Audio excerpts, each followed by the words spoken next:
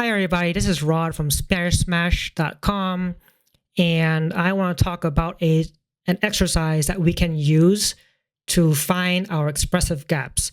An exercise we can use to make our speaking more fluent, to make our speaking more comfortable, especially for intermediate people who feel stuck when they say, "Oh, I can understand so many different words, but I can't use them." Okay.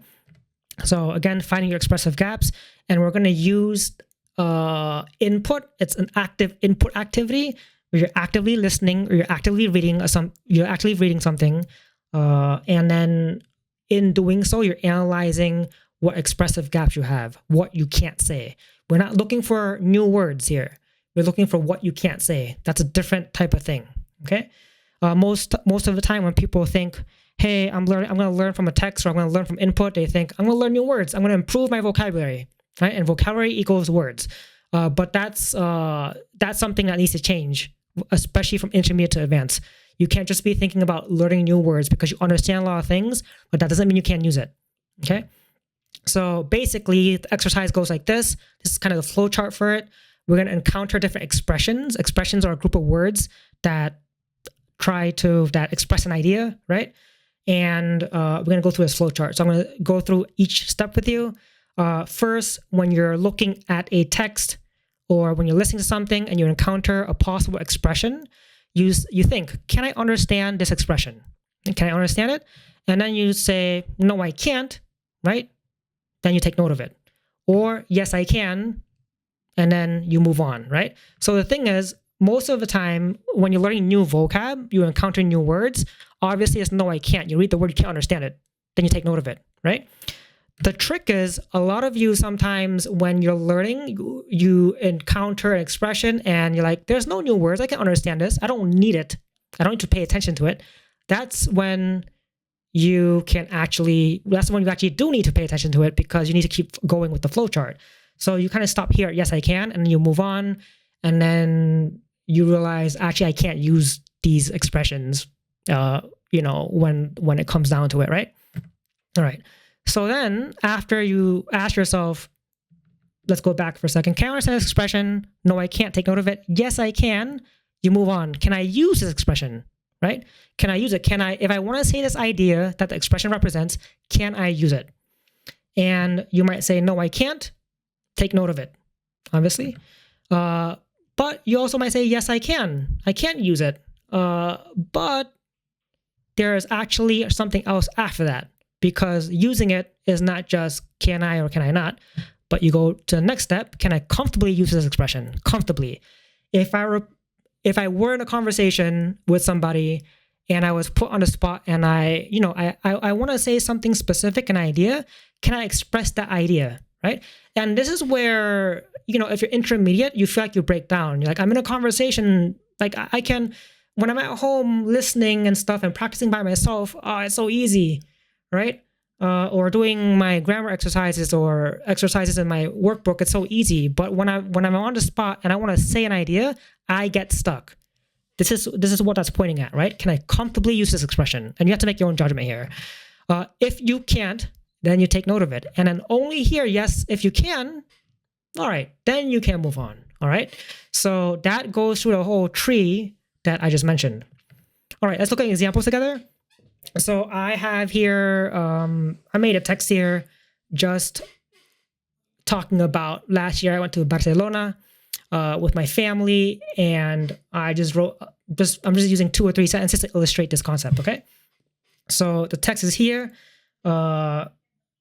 Pretend this is like some reading exercise that you're doing, and here we go, right? Perdí mucho tiempo yendo y viniendo del centro.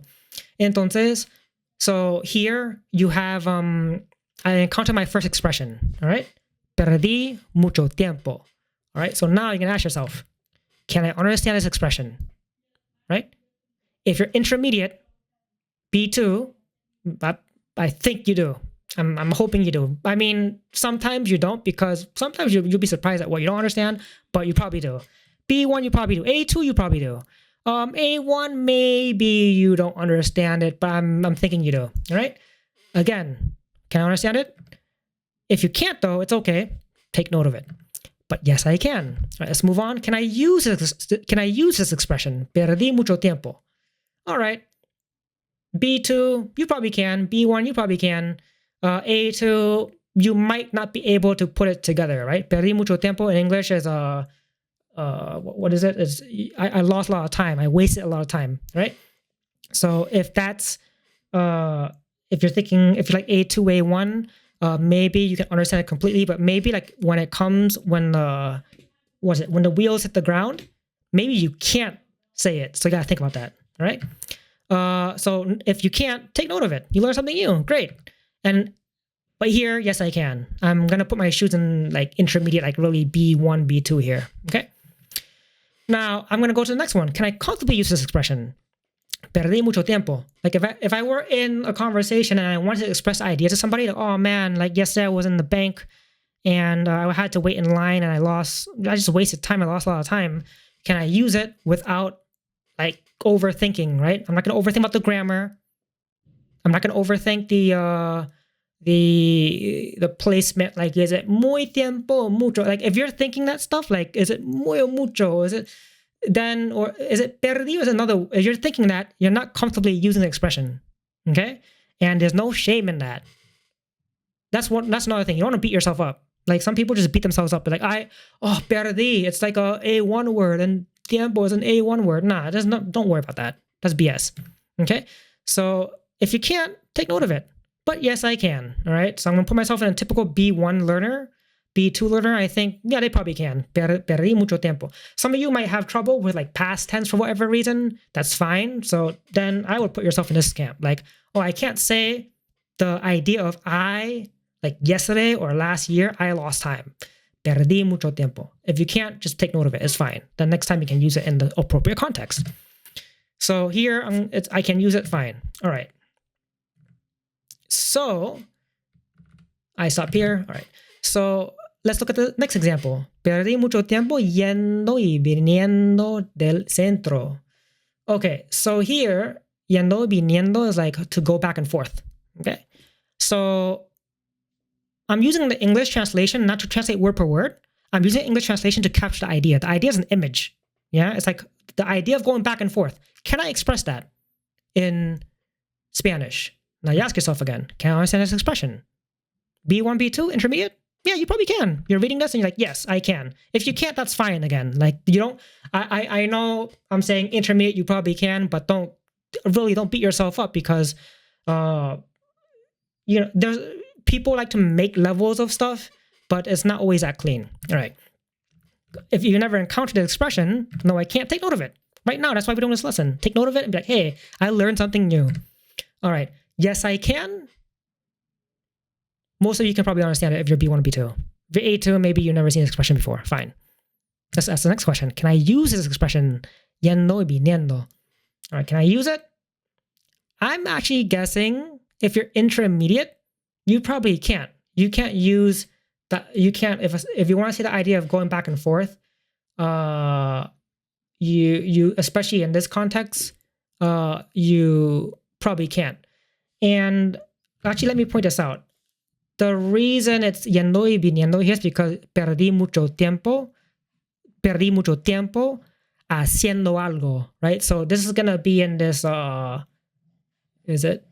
grammar term is really bad, by the way. Is it present progressive? Maybe? And they're really bad because I don't really think about the grammatical terms behind it. I'm just thinking, oh, perdí mucho tiempo is always with yendo y endo y yendo y ando, por ejemplo, ¿sí? That's how I think about grammar. And that's your knowledge of grammar. I don't need to know the terms for it. But anyway, that's another different story. I'll talk about that later. So, perdí mucho tiempo haciendo algo. So it's ir y venir. That's the actual expression here, right? Ir y venir. So that's the other form of it. But can you say it? Ir y venir. So can I understand ir y venir? Can I understand ir y venir? Okay, can I use it? Sorry, can I understand it? No, I can't. Take note of it. Yes, I can. Can I use this expression? For example, you could say stuff like no me gusta ir y venir del centro de la ciudad. Right? I don't like going back and forth from the center of the city. Stuff like that, right? So think about it. Can you use it? And again, I'm betting like B1, B2, you probably can't use it, right? You probably can't, like, if you were to be put on the spot, it's probably hard for you to use that fluently, okay? Or actually, with this, we might say, yes, I can use it, right? If you can't, first take note of it, but you might say, yes, I can, but you have to ask yourself, can I comfortably use this expression? And most of you will probably say, nah, I'll probably stumble saying the idea of going back and forth between different cities or whatever, right? Okay. So if that's the case, no, I can't, I'm going to take note of it. All right. All right. Next example, además, moreover, and additionally, right? So think again, can I use it? Sorry, think again, can I understand it? All right. Most of you can. All right. Can I use it? Most of you can. Can I use it comfortably?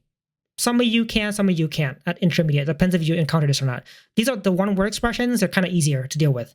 But most expressions are not one word. That's the thing. You're not looking for words, you're looking for ideas, right? Okay, next. Reservé con anticipación. Además, no reservé con anticipación las entradas para la Sagrada Familia. Entonces, reservé con anticipación viene de reservar. Reservar algo con anticipación. Okay? So now you think, all right, can I understand it? Most of you, intermediate? Yes. A2, A1, probably not. Right? So let me break this down for you. This means to reserve something in advance, to buy something in advance. Con anticipación. Okay? Con anticipación. Okay. So, can I understand it? Yes. Some of you might say no. If you say no, take note of it now. Where's your notebook? Take note of it now. Okay? That's why we're doing this lesson. Okay. Now, can I use it for you intermediate people who can't understand it? Some of you will probably say, you know what? If I were put on the spot, I probably can't use it at all. So then you take note of it. Okay? Like if I were to think, okay, if someone were to ask me, how do you say reserve reserve, oh, I forgot my English already. Reserve what is it? Anticipación. Reserve beforehand. There you go. Reserve beforehand, right? If someone were to ask me, hey, Luke, I don't know who Luke is, but hey, Luke, how do I say in Spanish reserve beforehand? And if you can't say it, then you take note of it. If you can't say it, then you go to the next step. Can I comfortably use it? And you think, okay, can I like say it boom like that if Luke asked me? Or would I have to like really think, oh, maybe it's reservar con... and then if you start stumbling like that, no, you can't use it comfortably. Take note of it. Let's put it. Let's study it a little bit, or let's taking note of it, right? I'll explain what taking note means in a little bit, but basically take note of it, and then you can start focusing on that when you speak. All right. All right. Next, reservar. Reservé is the past tense form, obviously. Reservar las entradas. Okay. So to reserve tickets, can you say that? I reserve some tickets. Again, go through the same thought process. I'm just pointing this out so you can study. All right. Or las entradas para algo. Like las entradas para la Sagrada Familia. Las entradas para el teatro. Las entradas para whatever event, para un evento, okay? Específico, whatever, okay? So here, notice, you're going to ask, can I understand it? You'll probably say yes. Can I use it? And some of you might say yes, and some of you might say no. Why? Because you think, okay, can I express the idea? Tickets for something. And then you're probably like, it's the para y por, it's that problem. You're overthinking it. You're not getting the expression. Para always has something before and after an expression. The tickets for something. That's the whole idea. Okay?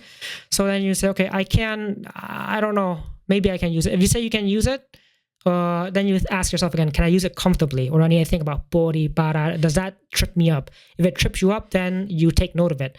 las entradas para algo. Okay. Okay. Next one. Así que, okay. Además, no reservé con anticipación las entradas para la Sagrada Familia, así que tuve que hacer cola. Entonces, tuve que something. All right. So the expression here is not tuve que hacer cola, but tuve que something. And notice it's like with perdí mucho tiempo something, right? So in English, I waste a lot of time doing, right? In here, it's kind of similar. I don't like using examples that are similar because most of the time the similarities, the fact that it's using present progressive in the same way, that's not actually the rule, it's the exception, right? So what I'm trying to say is this: tuve que hacer. You want to get the expression tuve que hacer in infinitive. It's the dictionary form or whatever you want to call it. But you want to get the whole thing. Tuve que hacer. Tuve que venir. Tuve que tomar. Whatever the action is. Okay. Tuve que tomar acciones. Por ejemplo. Okay. So tuve que algo. That's the important part, right? Okay. So ask yourself again. Can you understand it? You probably can. Intermediate, this is probably easy because this is like a textbook thing. You always have a section in the textbook, tener que hacer algo, right? Okay, fine. Next one, hacer cola. Okay? Hacer cola. So here, así que tuve que hacer cola. So we had to stand in line, wait in line. We had to make a line. But in English, that sounds kind of weird, right? You actually, we had to stand in line. That's how you say it. So if you were to think like, okay, if I want to express the idea of standing in line, can I say it naturally? Not putting standing in line, like word per word. That's not natural, right? So first of all, can you understand it? Yes, you probably can, right? Some of you might not. Some of you this might be a new expression. Fine. So take note of it, right? Can I use it? Some of you are probably like, yeah, no. I probably can't. All right, take note of it. Some of you are probably like, yes, I can. Then you move on. Can I use it comfortably? Take note of it. Let it go. Hacer cola, to stand in line, okay?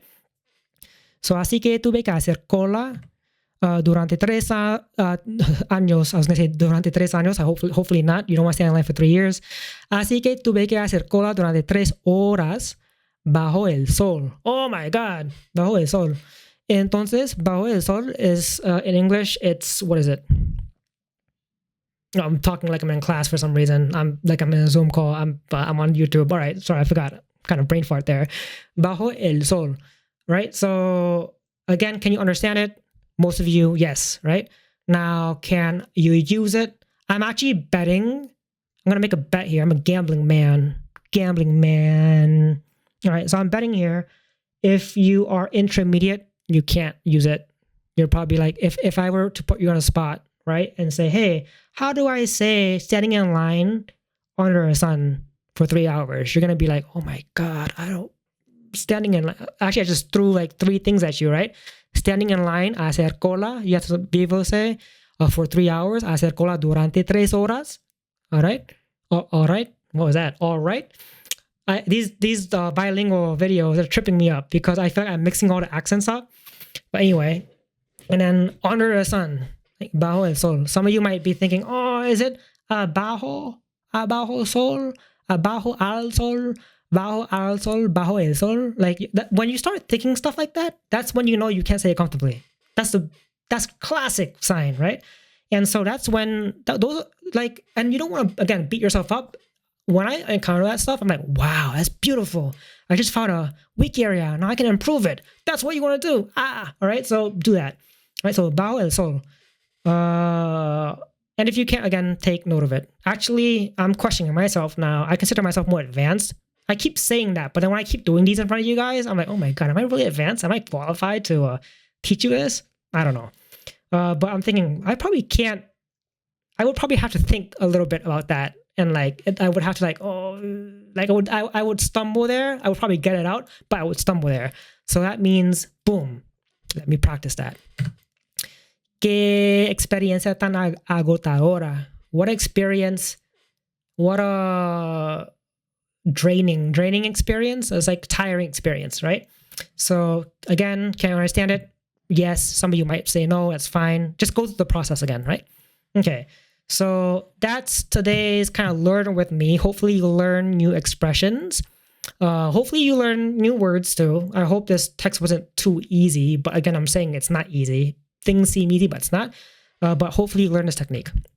Okay. Like, subscribe, blah, blah, blah, blah, blah, if you like my stuff. Cheers.